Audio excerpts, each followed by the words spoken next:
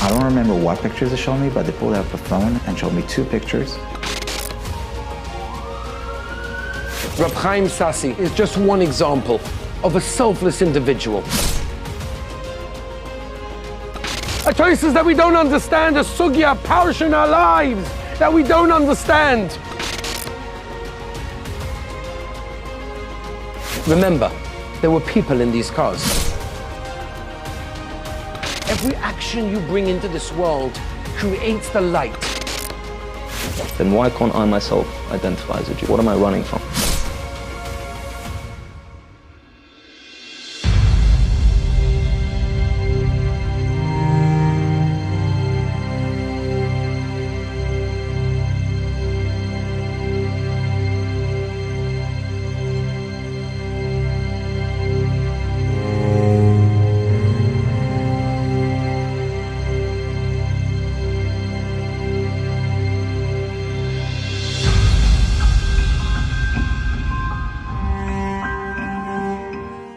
One of my big passions is to take people, and specifically my boys of Yeshivah, to various places around the world and try to connect them with our history and to show them the messages of courage, the stories of real people that did the most amazing things.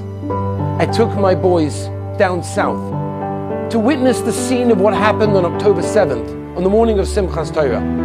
Join me on a journey of chizuk, so we could try to relive the experience. The Medrash in Eicha, which is also Gemara in Sanhedrin, tells us the following. There was a broken woman who lived in the same neighborhood as Rabbi Gamliel. And this broken woman had a young child. And this young child, unfortunately, suddenly died at a very young age. And every night, this woman would cry, and you would be able to hear her wailings and her emotions, how she cried and she cried for her dear child that left the world. And at that same time, says the Medrash, says the Gemara, Rabbi Gamliel would also cry. Explains the Medrash an incredible idea, that upon hearing the sobs of this woman after losing her child, Rabbi Gamliel would cry. But why did he cry? Rabbi Gamliel cried for the Churban Beis HaMikdash. That's why he cried. That says Chazal, the Medrash tells us, he cried so intensely, his eyelashes fell out. What's curious to understand is, why did Rabbi Gamliel cry specifically about the Beis HaMikdash? Because he heard this woman crying about her child. Rav Gifta Zatzal, amongst many others that say the same idea in different ways. Rabbi Gamliel understood the shoyrish, he understood the root for all suffering of Klal Yisrael throughout all of the years and all of the times that Klal Yisrael have been pained and been targeted. He understood that the shoyrish, the root for all suffering, is the Beis HaMikdash. The fact that we don't have a Beis HaMikdash, that there's a Churban, the fact that every single day that we don't have a Beis HaMikdash, that is the source of all of the tzoros for Klal Yisrael. Says the Gemara, therefore, when he heard this woman crying, he understood, of course she has her individual pain, but collectively, where does it come from? The Beis HaMikdash. The lack of the Beis HaMikdash, the Shechina, the Avodah, that we are lacking in our lives.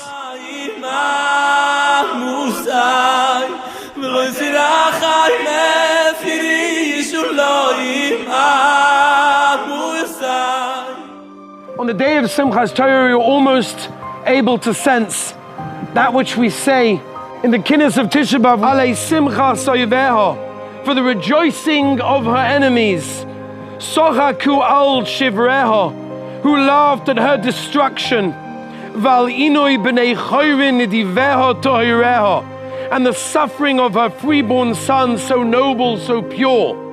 Alei Koilois Mechorfeha, for the voice of those who abused her, Beis Rabu Pegoreha, when her corpses fell thick and fast, Ba'al Rigshas Magtfeha, and the tumult of her revealers B'soich Mishkan Chatzareha, within the courtyard of her sanctuary. We saw that come true on the day of Simchas Torah, such a terrible day for Klal Yisrael. First responder Yisrael Khan was one of the very first people to leave Yerushalayim and drive down south. He left his wife and his children, like so many other dedicated volunteers, and went right into a war zone. Hearing those sirens that morning, I was just more alert. no one expected for what had happened. And we started davening, and we reached Birkas Kriyashma, and then I get this rare message from the headquarters. Was any ambulance driver that is close to the base should come immediately. Now, I am an ambulance driver, so I right away left shul and I made my way to the headquarters with my talis, you know, the full Jewish look. The truth is, none of us really understood fully what was going on. I was on my way personally to Yeshivah, about to spend Simchas Torah with the boys.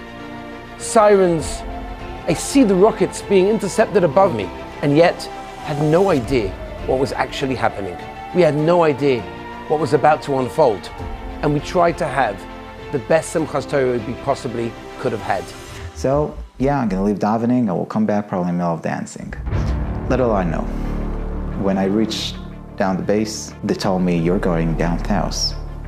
And I looked at them like, we have never left Yerushalayim on Shabbos. I don't remember what pictures they showed me, but they pulled out a phone and showed me 2 pictures that were enough for me to understand something massive is happening. My son, Simchas Torah, is about to come to dance with me. The ladies are coming to shul. I know it's not happening this time. Heading out of town. Who knows when you're coming back?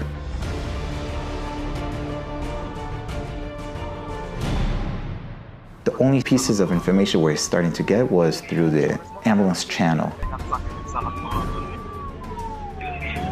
You heard from them scare.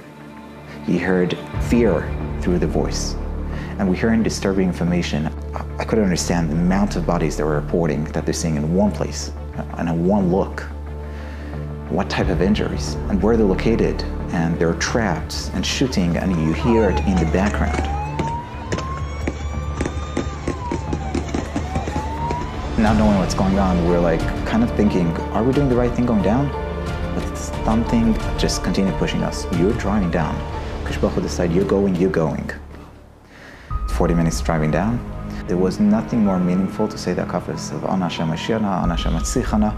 Driving down, not knowing what will be, we knew we were not going to be able to say it later on, so let's have the time. We barely managed to finish that. The roads were completely empty. It was a very weird feeling. Then we reached the skyline on the number 3 road. We see like a war zone ahead of us.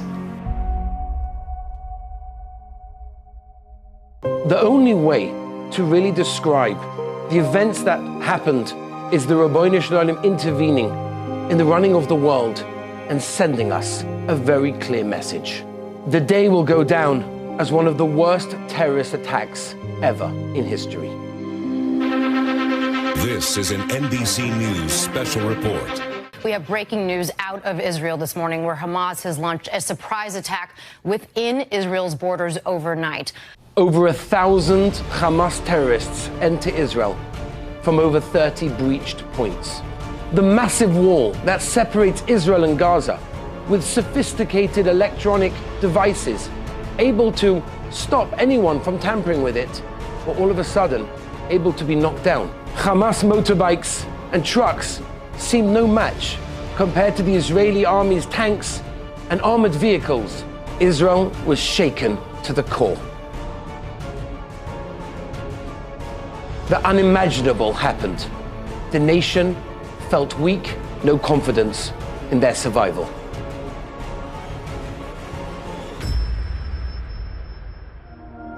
"1,400 people murdered in the most barbaric manner. Over 5,500 wounded, many of them seriously. 242 hostages taken into Gaza, including children and Holocaust survivors.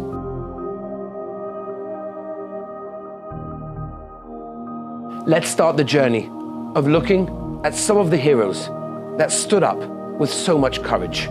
We went to Sderot to visit what's left of the police station and talk about the story of Rabbi Chaim Sassi, a Rav in Sderot who had just recently built a brand new kehillah and was so excited to be able to spend Simchas Torah with his kehillah. He was also part of Kitot Konanut, which was the rapid response security team here in Sderot, and an active volunteer for Ichad Hatzalah, United Hatzalah. Now, once he realized on Simchas Torah morning that the country, and specifically his town over here, was under attack, he took his gun, he took his bulletproof vest and bulletproof helmet, and he started his motorbike.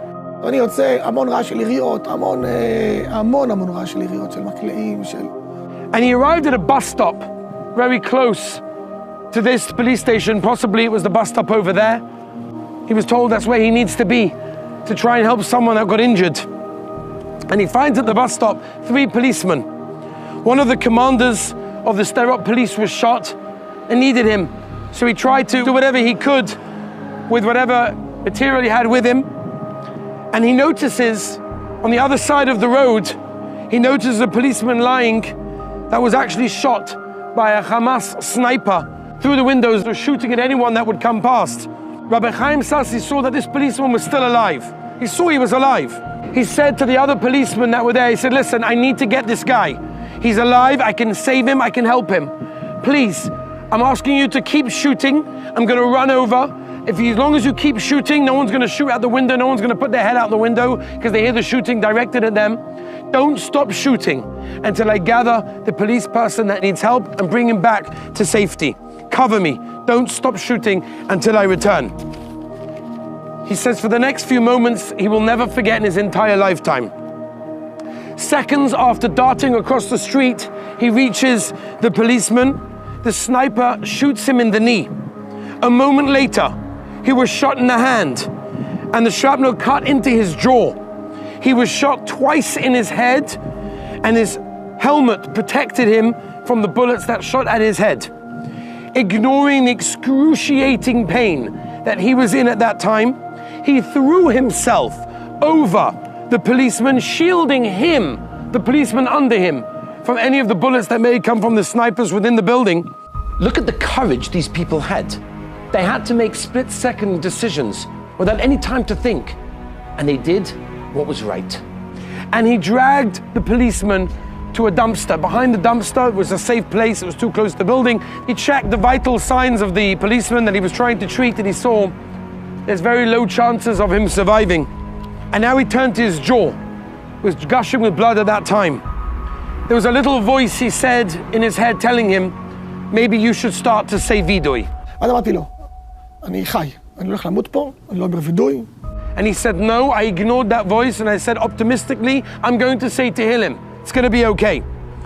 For the next hour and a half, Rabbi Sassi was staying trapped in his spot because of the flying bullets that were going in every direction. He knew he was safe where he was, and he saw a Shabak officer taking cover very close to the police building behind me, who promised to come and rescue the rabbi. He said, don't worry, I'm coming to get you. As soon as it's safe, as soon as the bullets stop, I'm going to get you. He threw in bottles of water, drink something, you'll be okay. He kept on talking to him.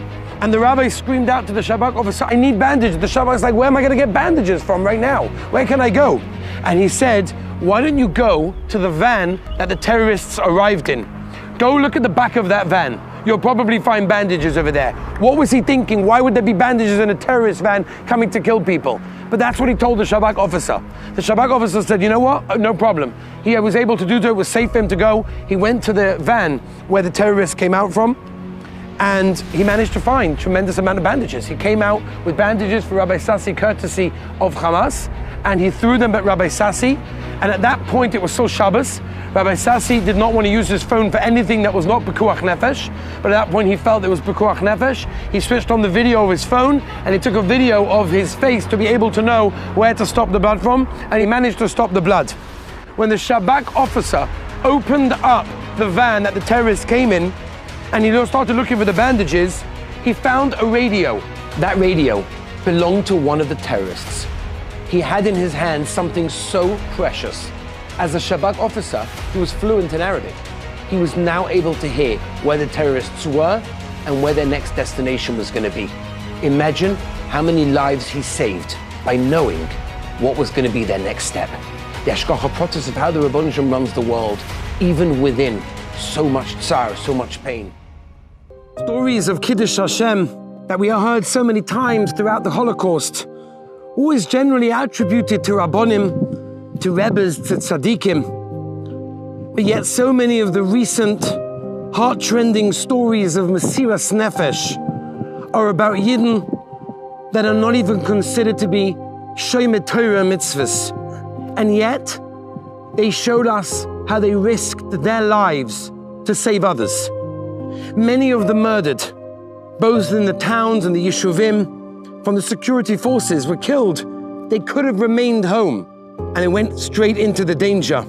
They gave up their lives, and they saved other Jews. Reb Chaim Sassi is just one example of a selfless individual who put others before his own life. There were so many more. Some of them made it, but unfortunately, so many of them didn't. But they were selfless individuals, and their courage remains forever. This was a place that so many Yidden lost their lives in a small amount of moments. And we always say that we never understand the Rabbeinu Shalom's ways. We don't understand why the Rabbeinu Shalom does what he does. But sometimes the fact that we don't understand why the Rabbeinu Shalom does what he does is the answer. But one thing we do know, and we have emunah shleim in the Rabbeinu Shalom, that everything is with a cheshbon and everything is precise.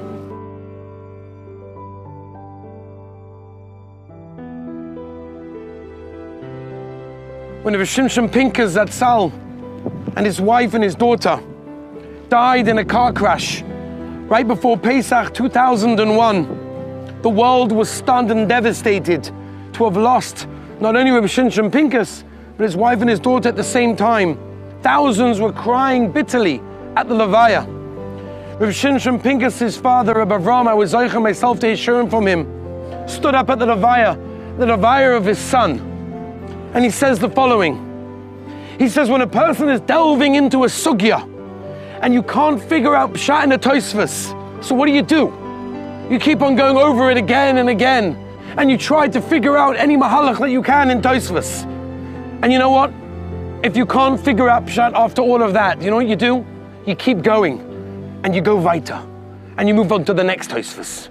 Rav Shimshon Pincus' father and his son Levi held up his hands and said, Rabbi Shalom, we don't understand. I don't understand your ways. It's a shvera tosfos.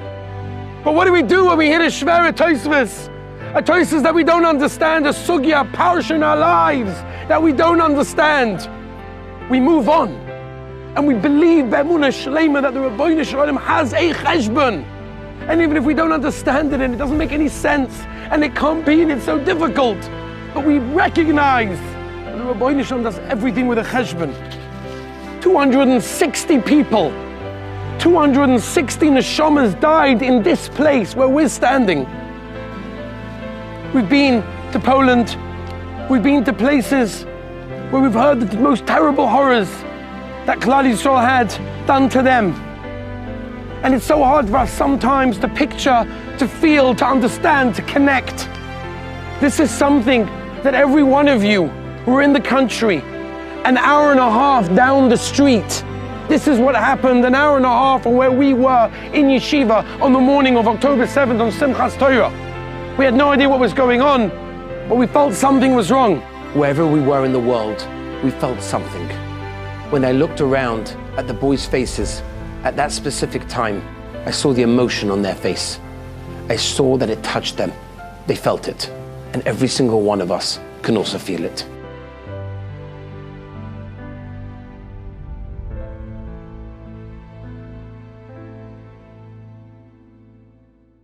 Before I even stopped in that intersection, my back doors were opened and screaming of, get them on and fast as possible, don't get even off the driver's seat, just head straight to the hospital. You need to make it. I look backwards and I get 4 people. Now I'm talking about kind of injuries that no one prepared for.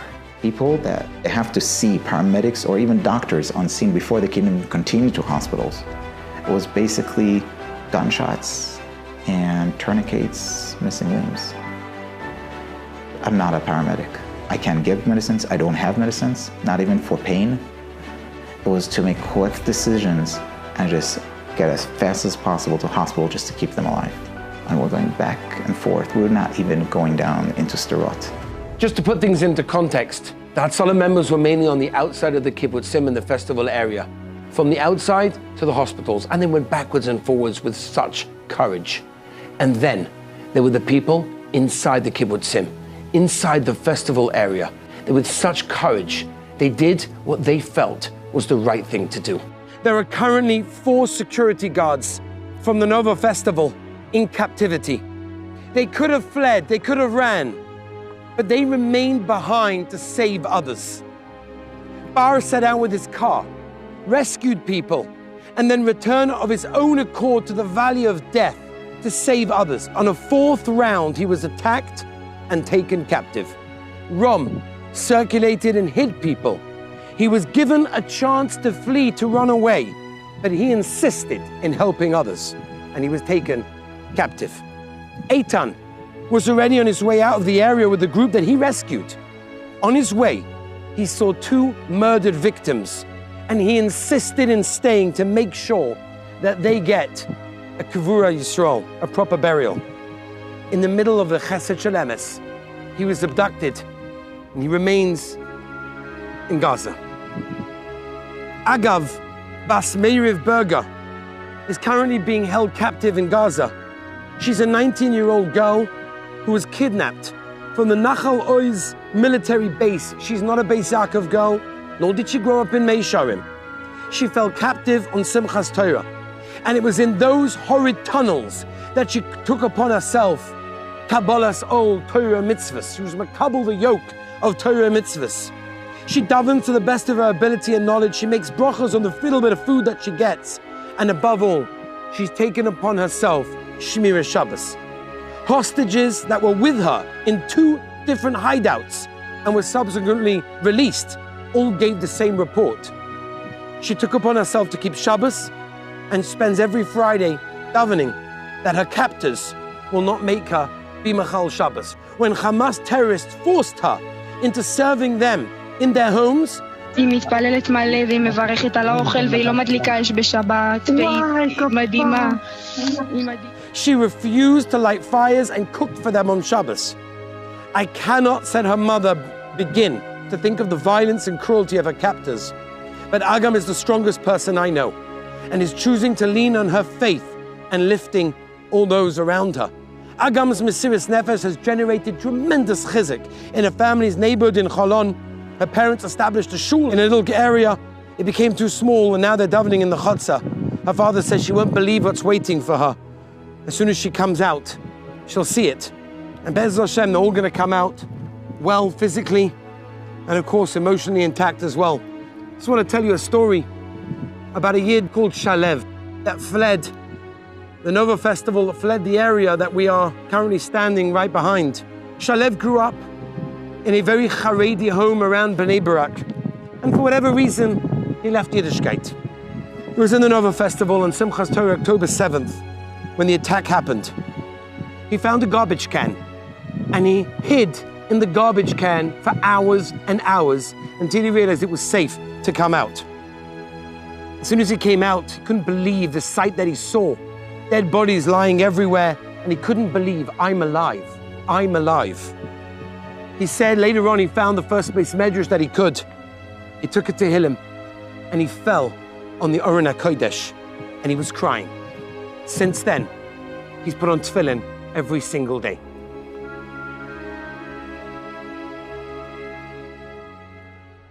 Chazal tell us, Yesh koinoi lomoy b'shah achas, that a person could acquire his entire next world in one moment. Yes, this was going on in Eretz Yisrael, but it had ripple effects around the world. There are many people that got affected by what they saw and what they heard on the morning of Simchas Torah. And one such example is Yuri Grosnas, a dear Talmud of mine who I taught over 11 years ago. At some point, he left Yiddishkeit, but on the morning of October 7th, on Simchas Torah, that changed his life forever.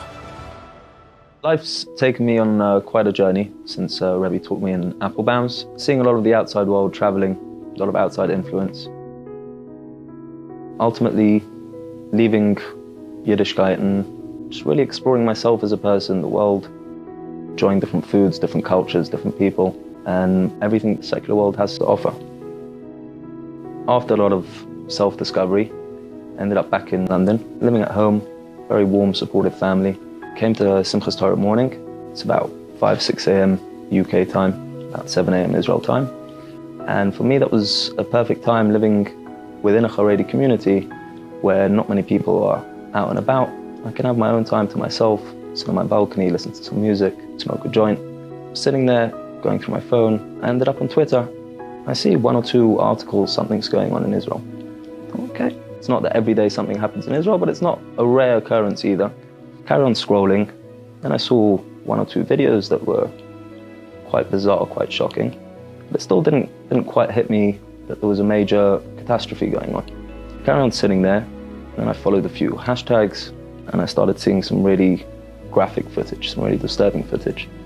I looked down at my joint, I thought maybe I'd smoked a bit too much. I kept watching more, even though I felt like I shouldn't be watching more. My system was in shock. I thought, let me see in this moment what the outside world feels about this.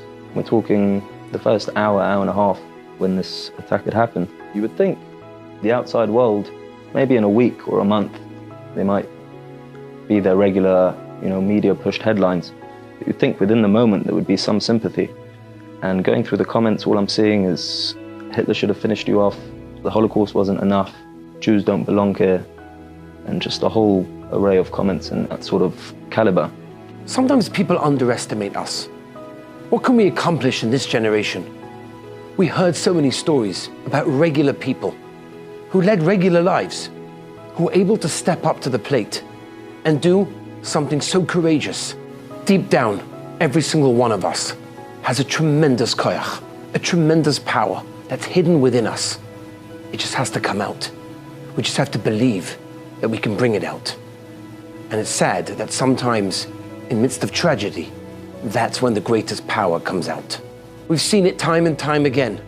They've tried again and again to kill us, to blot us out of the world. But Klal Yisrael have always come out on top. We've always persevered. We've always survived the hardest things, the darkest moments. There's always light. It's Simchas Torah morning. I'm sitting here in a Haredi community, in a Haredi house. And for a long time in my life, I've been, running from who I am, trying to find purpose elsewhere. And it sort of hit me in that moment that if the secular world still views me as a Jew, they still identify me as a Jew, regardless of what I've gone out and explored and what things I've tasted or discovered, I'm still a Jew at my core. Then why can't I myself identify as a Jew? What am I running from? Within that moment, it gave me a realization that I've got to refocus, re-inspire myself to reconnect to what I want from life and what I identify as, to really figure out what that goal is, what that life purpose is. Carried on through Chag with my family, my friends, a lot of rumors in the community, a lot of people looking at me thinking maybe I have the answers to some of the questions that they're worrying about. I don't feel comfortable telling anyone any details. And over Chag, I found myself really trying to push myself to connect to Chag, Simchas Torah, and what it used to mean to me and what it can mean to me in the future. Singing with the family, taking part in the meals, and really feeling that reconnection in my neshama and trying to re-spark myself that this is a point that we can build from, this is a point that we can grow from.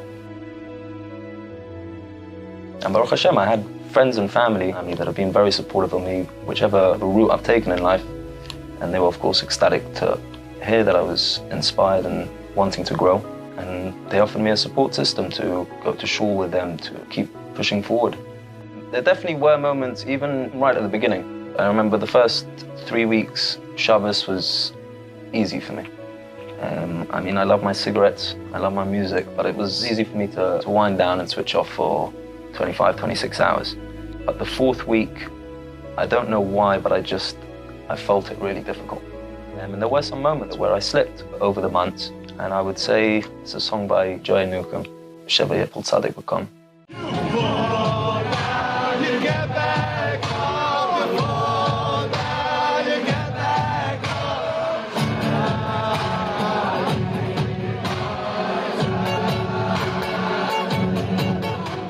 And those sort of messages, Kutei Moran, is what helped me keep up my inspiration. Even in moments where I was falling, I felt like it's Yerida l'Torach Aliyah. And there's always going to be falls in life. There's always going to be moments where you slip. It's just about making the trend curve stay upwards. I asked Yudi, what would be his message to anyone that's struggling, to a teenager out there that's listening? What chizuk can he give him? One message that's kept me going throughout my life, it's actually from another Rabbi in the Yeshiva that I learned with Rabbi, and he once asked me, what is a mitzvah that I love doing and what is a mitzvah that I struggle with? And my answer to that was, one that I love doing is always being brachot, to be grateful. And one of the main ones that I struggled with over a long period of time was Shabbos. And he posed me a question that, in a scenario on Shabbos, you've poured yourself a cup of Coke, you light a cigarette, do you make a bracha on the cup of Coke? I said to him, no. He said, why not? I said, I don't know, but it just doesn't feel right. And he said to me, but why chuck everything out the window? You're with Hashem in that moment. He knows that you're struggling. He's put a yitzah in you with Shabbos for whatever reasons it is. Why not thank him for that Coke in that moment? Be with him in that moment. Be with God in every moment of your life. Hashem's with you everywhere, so don't turn your back on him when he's not turning your back on you. People are busy talking about what type of people we're here. I have no idea. But we know that we paskin like Reb Meir. Bein kach or bein kach, kurim bonim lamokim. You're children of the Rabbi Shalom, you're a child of Hashem. It doesn't make a difference where they were holding. It doesn't make a difference how low they fell.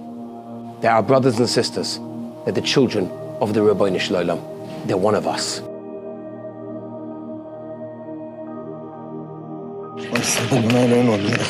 שיגמר בבקשה אלוהים. שמע ישראל, אדוני אלוהינו, אדוני אחד. אלוהים בבקשה תעשה שיגמר.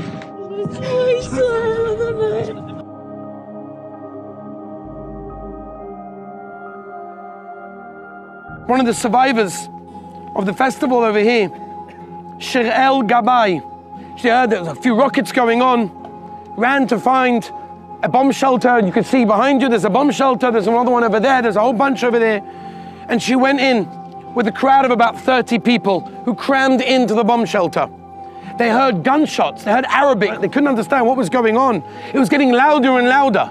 And she said over that the terrorists came inside the bomb shelter, that she was at the back of the bomb shelter, and they started just shooting at everyone, and everybody fell on her.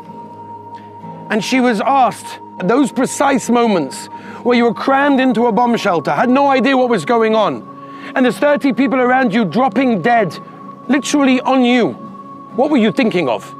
And you know what she said? She said, I was thinking of my parents. Can you imagine? That is what she thought about, her parents.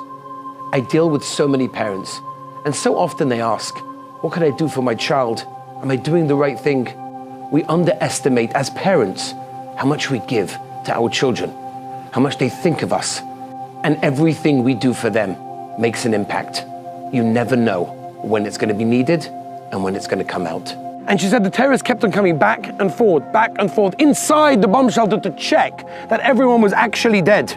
30 people for 7 hours with more than 15 dead bodies literally fallen over her and a bullet in her knee. She remained inside the bomb shelter. It was literally Gehenna unfolding in front of their eyes.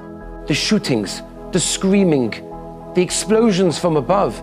It was absolute chaos. Hours and hours of waiting with no idea what to expect. It's the darkest of times. And sometimes, from within the darkness, comes the greatest light. The Medrash tells us that Yaakov Avinu complained to the Rabbi Shalom, why are you doing this evil to me? Explains the Medrash that HaKadosh Baruch Hu responded to Yaakov Avinu, Yaakov, I'm making your son a king in Mitzrayim. Why are you complaining to me? Why are you calling it evil? Asks Rabbi Rucham, I don't understand. It's great when the Torah is finished, when everything's great and we can look back and say, everything is great now. But in the midst of the trouble, in the midst of the tzoros, when things are going so bad, when it's dark and it's horrible and we don't understand what's happening, how are we meant to fathom that good can ever come from it? Answers Rabbi Rucham, this teaches us that even from a situation that looks so dark, that looks so terrible, that looks so negative, we have to understand that it's part of a greater plan. That's the Pshat in Tehillim, When Dovid HaMelech says, Min ha'meitza karosi ka, from within the straits, that's when I call out to the Rabbi Shalom. When Dovid HaMelech was going through his hardest times, he realized the salvation was on its way, and he called out to Hashem. Sometimes things just go so wrong. We feel that it's dark. We feel the Rabbi Shalom has abandoned us. We have to learn, no, it's all part of the Yeshua. It's part of the salvation. The Rabbi Shalom has a master plan, and it's very much from the darkness that we can hope to see the light. Ro'i, he was here together with his wife, and he said he remembers he was here at the festival, was filming everything that was going on. He noticed rockets flying. He could sense something was wrong, something wasn't right. All he could think about was how the music is still playing in such a situation. Rockets were flying in a direction, the music is playing. It doesn't make any sense. He said to his wife, this could be our last moment together. She said, what are you talking about? It doesn't make any sense. They passed a car, and instead of running, they saw that the person inside the car was sleeping, and there was a good chance that he was going to be killed. היה שם מישהו צדיק שנרדם כל הלילה באוטו. וכשראיתי אותו ישן, לא הצלחתי להמשיך. פשוט חזרתי והערתי אותו. So they knocked on the window. He didn't answer. They kept on knocking and knocking and knocking, and eventually he woke up. And they told him, let's get up, get up, get up, go away. He finally woke up. He actually got a message 5 days after October 7th from this person in the car to say, you saved my life because you stopped and you thought about someone else, which is also an incredible thing for someone to be able to think of someone else. And they kept on running and running. They were saying Shema Yisrael the whole time. רק בורא עולם הציל אותם באותו יום, לא אף אחד אחר. שמר עלינו. צריכים להודות לו כל כך ולקבל על עצמנו משהו, אז קיבלנו את השבת המלכה. They realized where their life was headed, and they became religious afterwards. They said they have to keep Shabbos, they have to start moving on. One of the stories that was said over by one of the Hatzalah members, Avi Yudkovsky, who was driving injured people backwards and forwards, and he had dropped off people in the hospital. And there's a soldier there. He'd been injured, and now he's ready to go back inside. He enters the back of the ambulance, and they're driving. This is the drive that they had done so many times, backwards and forwards to the hospital, back from the hospital, taking injured people. And all of a sudden, the Special Forces soldier rolls down the window, takes out his gun, and is ready to shoot. And they look in the back of the ambulance and they say to him, is everything okay? What are you doing? We've gone down this road so many times. What are you doing now? And he said, I was here a few hours ago. A terrorist shot at me from that tree right over there. This is what the Hatzalah members did. They willingly drove into an active war zone. We get chizuk from hearing these stories and seeing the decisions that these people made that saved so many lives. On the third or fourth drive down, we get a young lady. She was from the festival. She managed to escape. She got shot. And long story short, she managed to get to us with a tourniquet on her, missing finger. We didn't know it until we were in the middle of a drive down to the hospital that certain kind of position hurt her. And then we realized she had another gunshot under her hand. She had another bullet inside her head.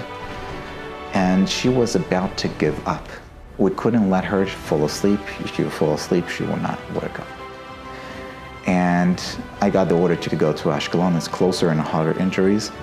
But in a split of a thought, I remember in the previous drive down that I saw people still waiting in the emergency room with tourniquets sitting there on the floor. There was no more space.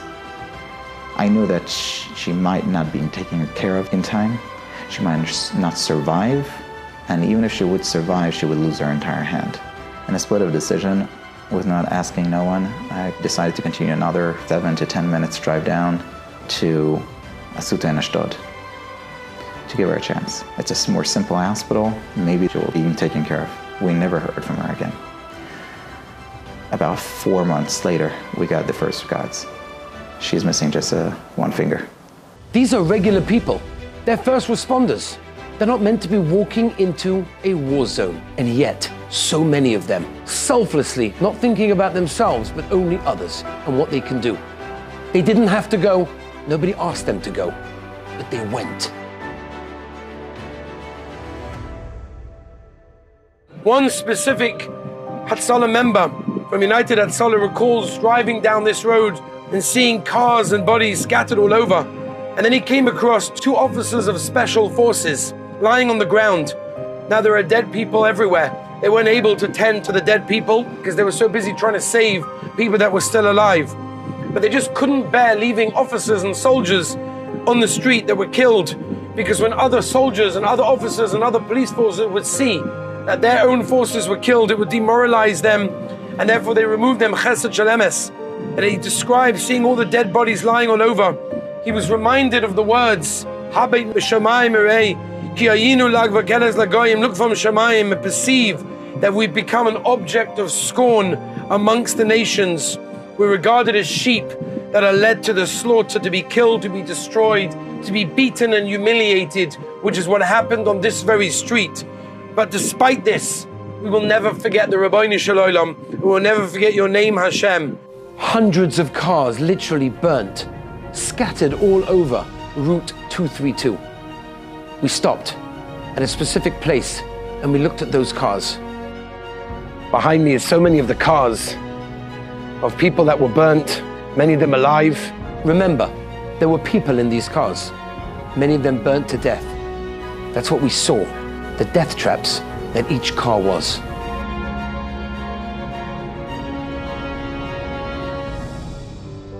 We drove through roads, the 232 road, the bloody road, where it was fully smoke. It was like towards evening. It was already very dark from the smoke. And I'm trying to make it through with all the fear, and you feel you're in hell. You feel it, and you see the pictures around you. You see cars, you see parts of cars, and they're thrown everywhere, still in flames and smoke, and there's bodies inside.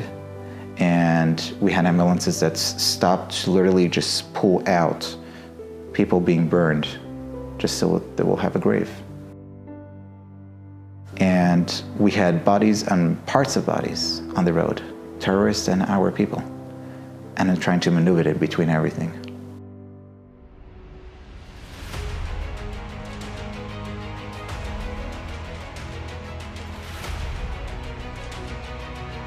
While all this was going on, many of the kibbutzim were being attacked in the most barbaric manners.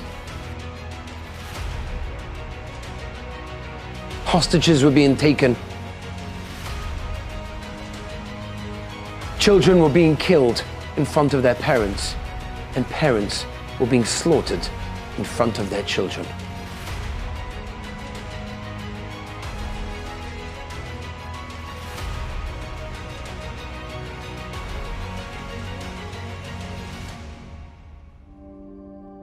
We're in Gaza, which is situated about 5 kilometers east of Gaza.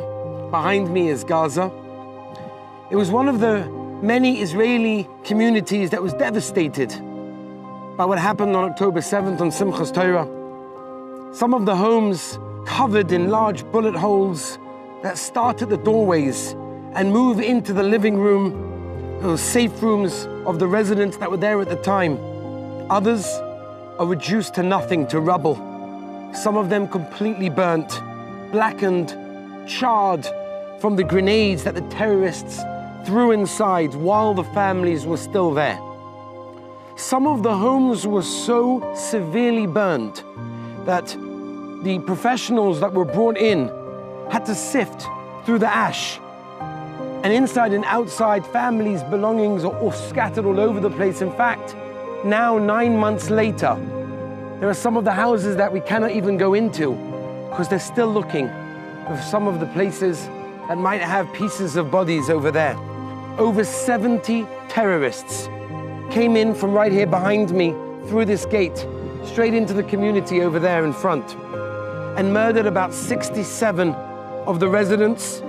17 hostages were taken straight from over there where I'm looking, right behind me, through this gate into Gaza, and they kept on coming in and out to get more and more hostages. There was no one too young, no one too old to slaughter. It took the Israeli army over half a day to reach the kibbutz of 750 people.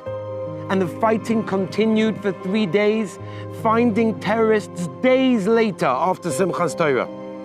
And the attack was so rapid that reporters said that later they came in at the end of the day or the next day, and they found milk and coffee still on the side. It was so quick, they didn't have a moment. Walking into a home and seeing a birthday cake, meaning it was a day that the family was meant to have a simcha, a happiness, a special and joyful occasion, that unfortunately was ruined in such a tragic way. It all happened so quickly.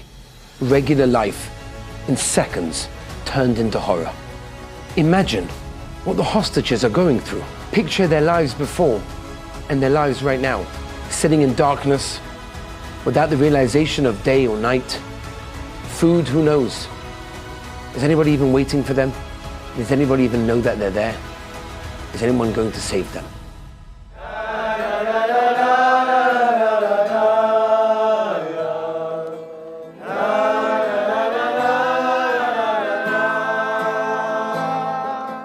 I brought into Yeshiva one day a father of one of the hostages, Elchanan Danino, the father of Ori. I wanted the boys to hear firsthand from someone that's experiencing that weight, that has a son in captivity in Gaza.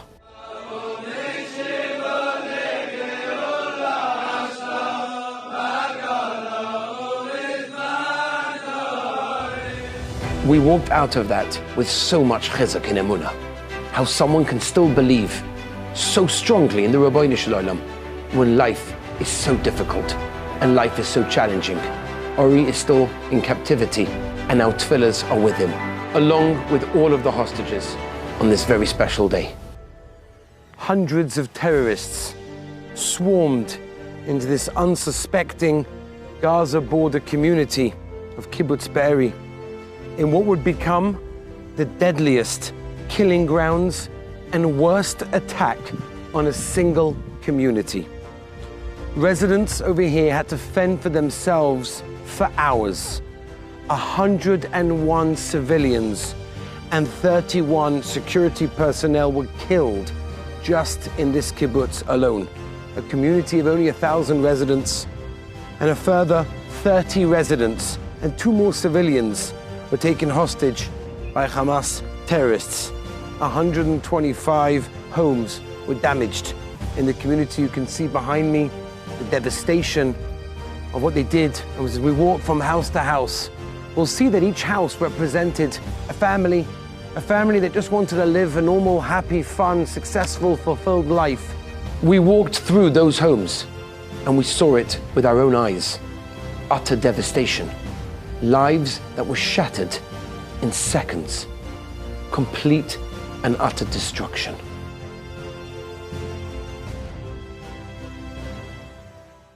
Behind me is the house where 2 of my cousins' children, twins, Yanai and Liel, Hetzrani Hella, 12 years old. They lived with their great aunt and grandfather, who were also murdered. Just my world caved in completely, not knowing whether they were hostages in the Gaza Strip, not knowing how they were, not being able to be there. I wasn't able to protect them. But there was so little found of Liel's body that they almost buried some of her toys instead. And Liel's belongings, as you can see here. Which perhaps had some of her blood or something on it, because there was just so little left to even bury.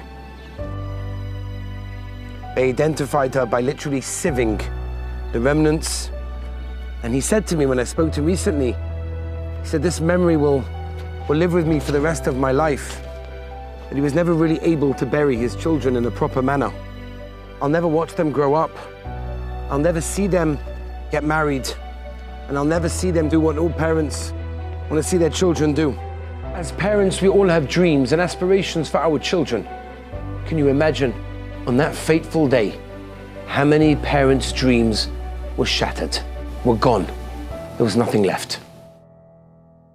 This is where the dentistry was in Kibbutz Be'eri, which turned into a mini hospital on the morning of October 7th, in Simchas Torah, when people started to get injured. So they took this over. So one of the doctors lives across the street, ran over here, and they came in here to treat some of the wounded. And many of the wounded were inside, and 3 specific men that you see behind me came out in order to try and fight the terrorists. One was killed immediately on the street, and then the terrorists came inside and killed all the people that were wounded inside.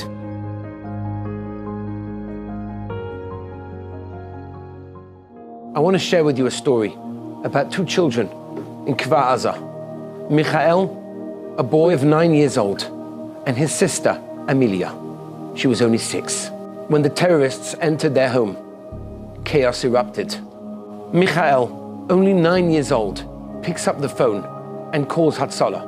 He reported to the Hatzalah member on the phone that one of his parents is lying in a pool of blood on the floor, unresponsive. איפה אתה נמצא? בבית בממ"ד, לא לצאת משם, בסדר? תיקח את אחותך לשם ותנעל את עצמכם, בסדר? בסדר? אנחנו שולחים כוחות אליכם. That Hatzalah member tells him, go into the safe room. You'll be safe over there. Good people will come and help you. 9 years old. He takes his sister Amelia, 6, and they go into the bomb room. But the door is just too heavy to close. He says, I can't close the door. So the Hatzalah member says, is there anywhere inside the room that you can hide? And he says, well, there's a cabinet, there's a closet there. אז אמרתי לו, מיכאל, תיכנס לארון, תיקח את עמליה, תסגור את הדלת חזק, ואל תפתח עד שאנשים טובים באים. וכל פעם שאתה מפחד, אתה מחייג 101 ואני מבטיחה לענות לך. והוא סגר את הארון, ואמר לי, אני יושב ואני מחזיק לה את היד, וכל פעם שאני אפחד, אני אחייג אלייך ואת תעני לי. והילד הזה חייג פעם אחר פעם, לשאול אותנו מתי אנחנו מגיעים.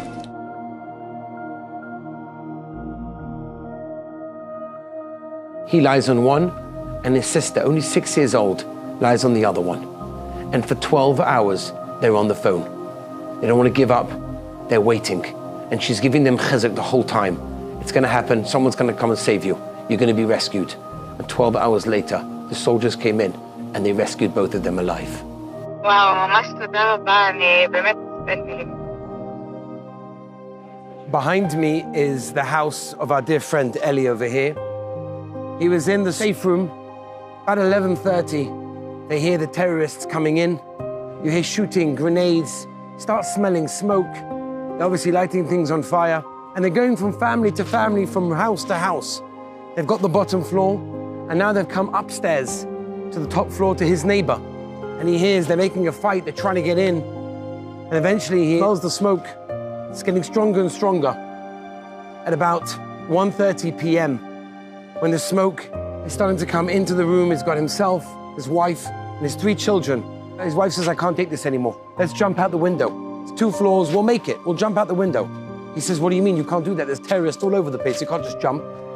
So his wife, with a small opening of the window, she stuck out her hand and videoed outside to see if there's any terrorists hanging around on the streets. Brought the video back in, they saw there was no one around. They opened the window, he jumped down first, and he ran over to the pergola over there, a neighbor, and made it up around the other end, went upstairs. His 3 children followed. One of his children broke the leg, and then his wife followed afterwards, and they were all saved over there. Tremendous act of courage. They kept strong, they kept going, and he said to him, it was an absolute nace.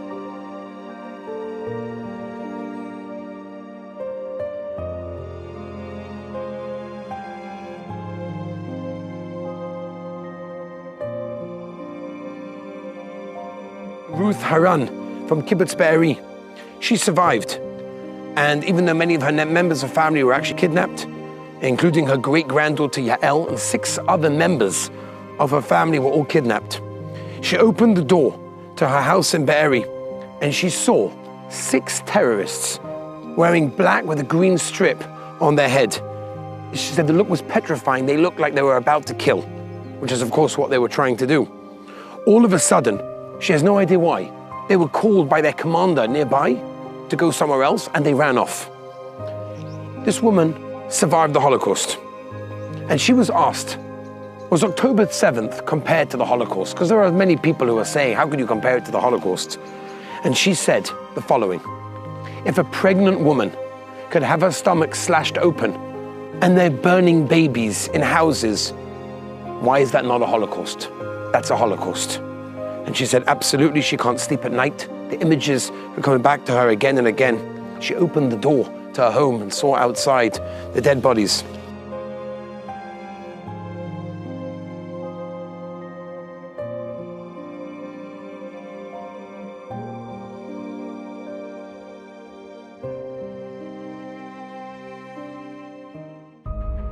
An anguished Yid once asked the Klosenberger Rebbe, while in Auschwitz, Rebbe, he said, do you still say, Atah b'chartanu, Rabbeinu Shalom, you chose us as your nation?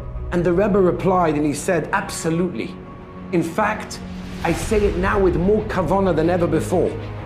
Because had I not been chosen to be a Yid, then I might have been a murderous German.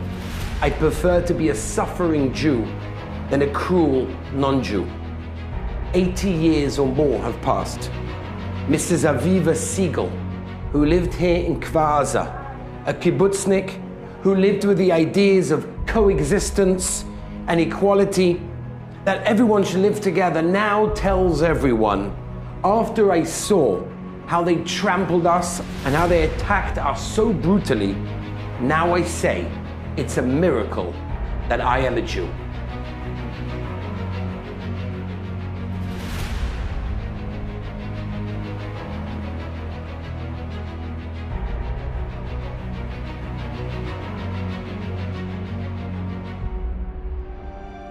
We're in the house of Amichai Schindler, and he was here in the morning of October 7th.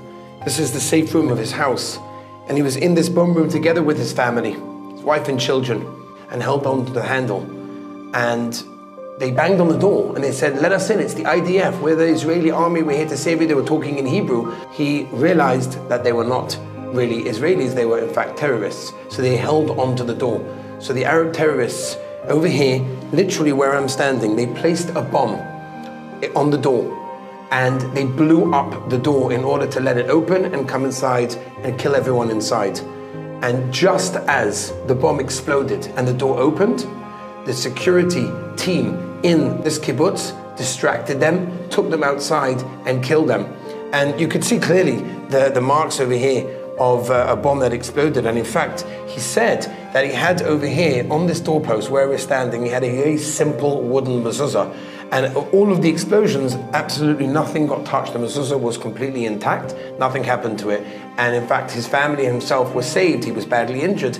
And that was what went on over here. So we can just, for a moment, picture, or maybe even try to capture the emotions of a family inside a bomb room and his little children who are petrified, trembling, scared. All the various emotions that children may have in such a situation. Of course, they got their parents next to them, but still the unknown. What's going to be, what's going to happen, who knows if we're going to make it alive, is one of the most petrifying experiences that any human being can ever have, and especially a child.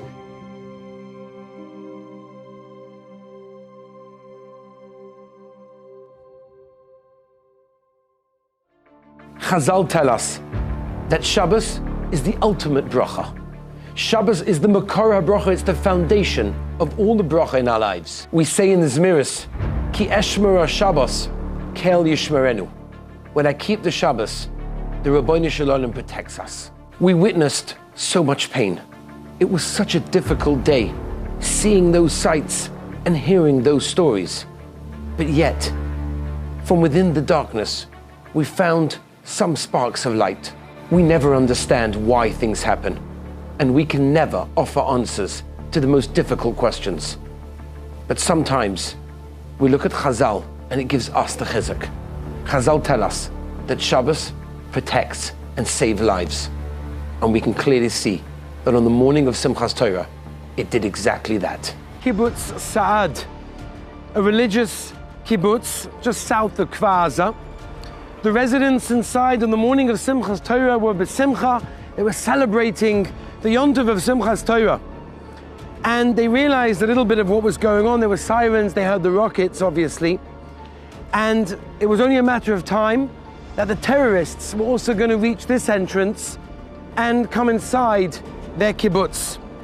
They can hear the shooting, they can hear screaming from various places nearby. They know what's going on. And they realize that there's no army, there's no one to save them, and they're completely alone.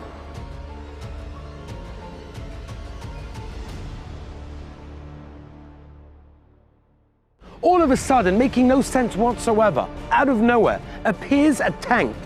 A tank driving on the street fast, almost like a car. אחרי 40 דקות מגיע פתאום איזה טנק, משום מקום טנק בודד, נוסע במהירות על הכביש, כמו איזה מכונית, מסובב צרח לכיוון המחבלים ויורה בירי מקלעים מאוד מאוד מסיבי וחזק, כמו איזה אליהו הנביא שמגיע וחוסם את השער. And kills almost 20 terrorists right over here before they can even enter inside. An unbelievable thing which they realize doesn't happen and didn't make any sense. And there were others as well. There's a place called Kfar Maimon, a religious moshav between Be'eri and Netivot. The gate was closed because of Shabbos Kodesh. The terrorists didn't even enter the gate and they continued on their way. Tifrach, a religious moshav 7 kilometers east of Ofakim, over 1,000 Yeshivah Bochrim celebrating Simchas Torah that morning.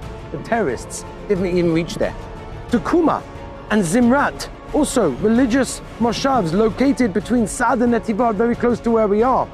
The terrorists passed by, but never even tried to enter. And there's no question about it that the Shmiras Shabbos protected them over here and in so many other places. There's an electrifying Meshach Chochmah, written almost in prophecy.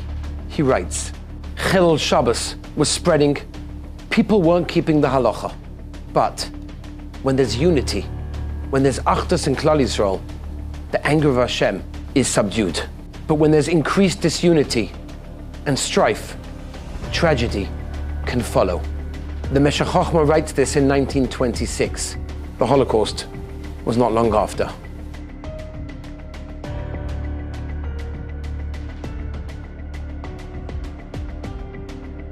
And so it goes through history.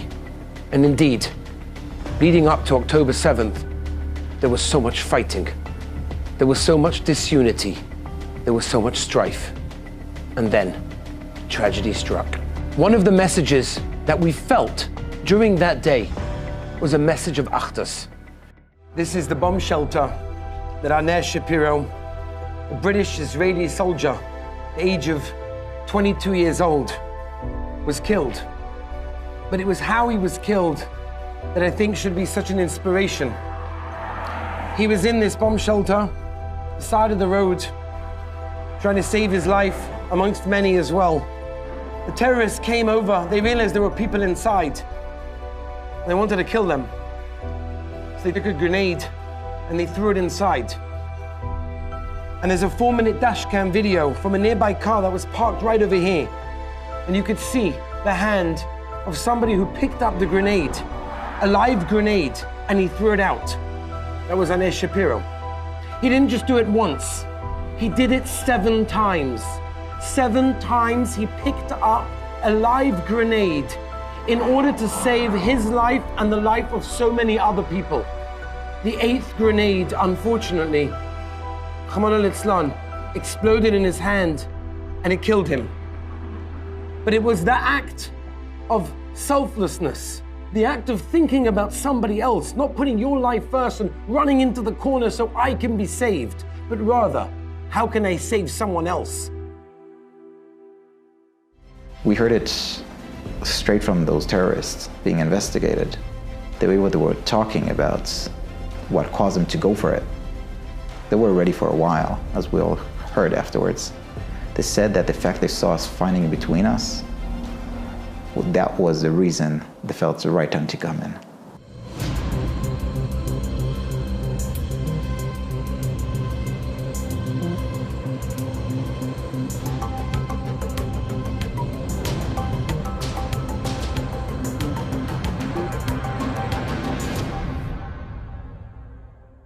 The Maral explains that even when Klal Yisrael are doing Aveiros, even when Klal Yisrael are sinning, the intrinsic holiness of a Yid, when there is Achdus, inspires tremendous rachamim, tremendous mercy. And we find that in the Megillas Esther. The turning point came, according to many, when Mordechai and Esther brought in all of Klal Yisrael, men, women, and children together to daven, to fast, to learn Torah. When there was the Achdus together, that was the turning point in the Megillah.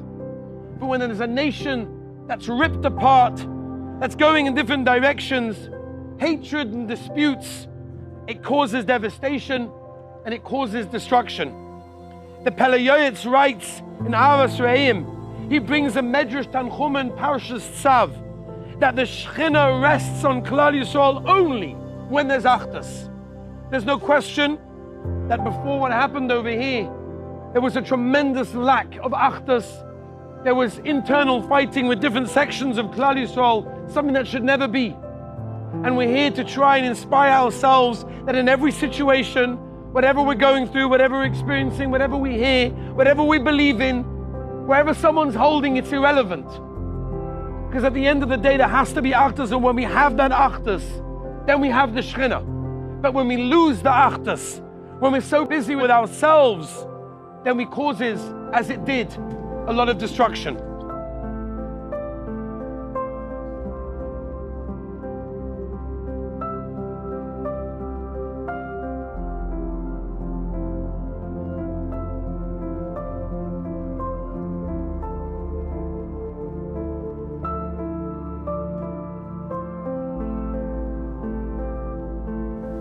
I'm a free man. I haven't been in the army. No one called me to come here. No one made me come here. I have a family at home and a safe Yerushalayim Kodesh, Yom Tov. I'm smack in metal battlefield, surrounded by terrorists. I don't know if I'm gonna make it out.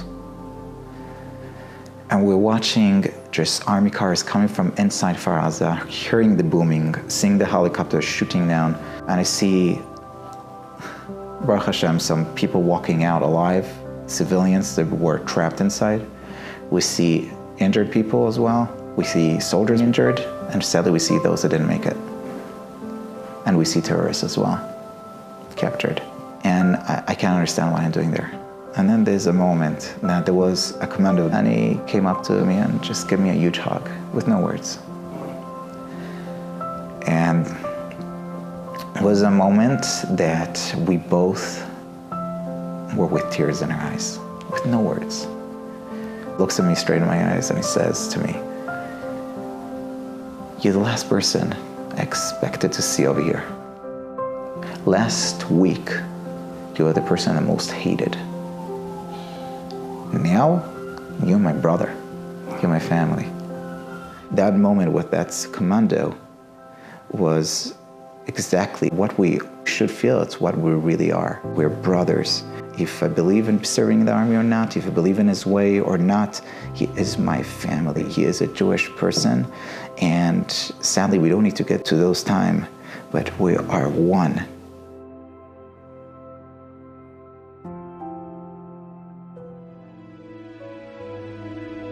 Baruch Hashem, I made Aliyah just after Pesach. That was a huge spiritual high for me. To be part of a nation that however hard we hit, we get up and we keep going.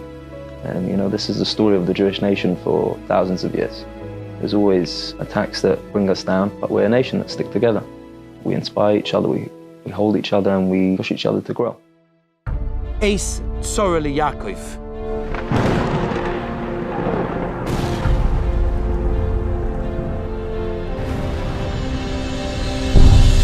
It's a time of danger for Klal Yisrael. Our brothers and sisters are sitting, as we speak, in captivity, not far down the road in Gaza. Who would have thought that when we say the words, Achenu kol Beis Yisrael anasun b'tzoro b'shivya, that we mean it in the literal sense, that we're asking the Rabbi Shalom to release those in captivity. The Belzer Rebbe asked the most fascinating question. The Belzer Rebbe said, why don't we start the tefillah with a Yiratzen? Every tefillah normally starts with a Yiratzen. Why don't we start Achenu kol Beis Yisrael with a Yiratzen? Zog the Belzer Rebbe, because Achenu kol Beis Yisrael, when all of the Yidden are together, when they're all ba'achtas, when we all care about each other, there's no need to say Yiratzen, because the unity and the achtas of Klal Yisrael is so powerful that nothing else is necessary. To one who believes that the Rabbi Shalom is the creator of the world, it should be clear to love and respect every single one of his human creations and the neshama that he blew inside every single one of them. Failure to do so indicates a lack of respect for the one that created them. We may have our differences, that's okay. But ultimately, we have to love and respect every Yid in Klal Yisrael. War is still going.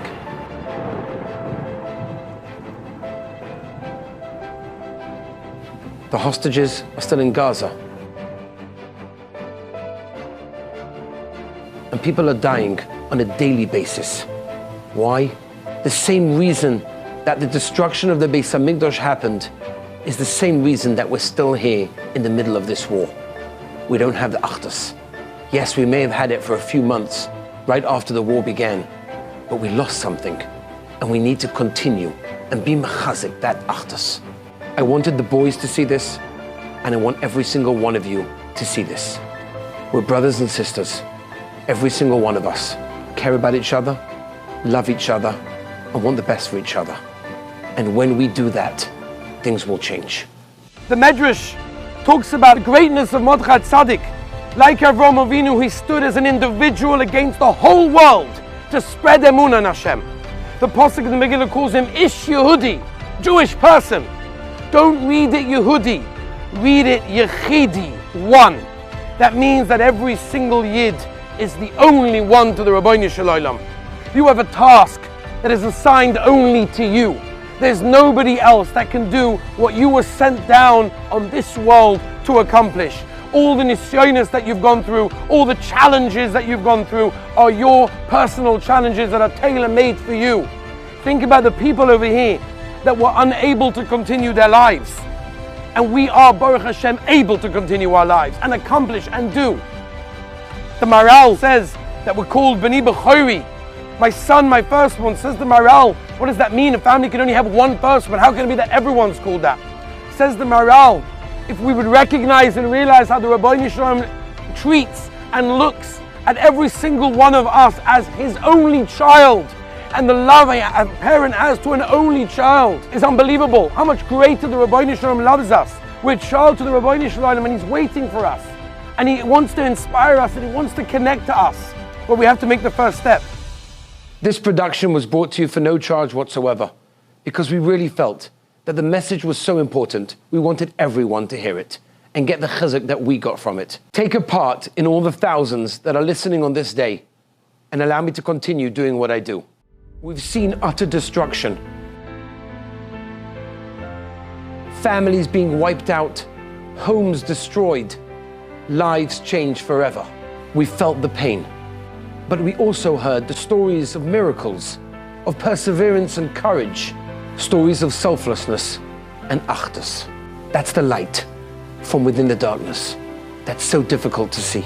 The Abturov says that when Klal Yisrael entered the Beis Hamikdash and they walked into the Kodesh HaKadoshim, they saw the Kruvim facing each other, which is known to be a time of such intense love between the Rabbeinu Shalom and Klal Yisrael.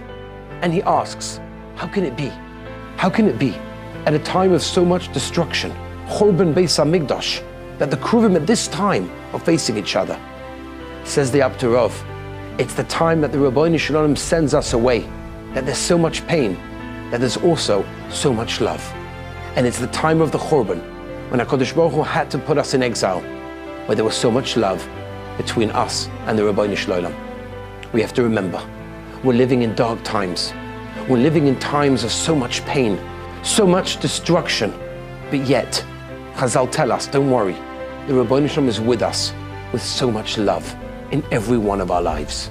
Tzoros, hardships, are meant to change us as people. They're meant to improve us. They're meant to get us closer to the Rabbeinu Shalom. The Medrash asks, how is it that right after Klal Yisrael left Mitzrayim, all of a sudden Paro starts running after us? Asks the Medrash, why would the Rabbeinu Shalom do such a thing? Why would the Rabbeinu Shalom release Klal Yisrael from their slavery and straight after have Paro running after them? Answers the Medrash as follows. Because when Klal Yisrael were in Mitzrayim, they were in a hard time. It was difficult. They were davening to the Rabbeinu Shalom. They felt the pain and they had that connection. But when they left Mitzrayim, they were free. And all of a sudden, there was no more connection. It says the Medrash, sometimes the Rabbeinu Shalom sees our disconnect and says, I want you to connect again. And therefore, the Rabbeinu Shalom brings tzoros to our lives to enable us to reconnect. The tzoros that we just witnessed and the tzoros that we're currently going through have a purpose.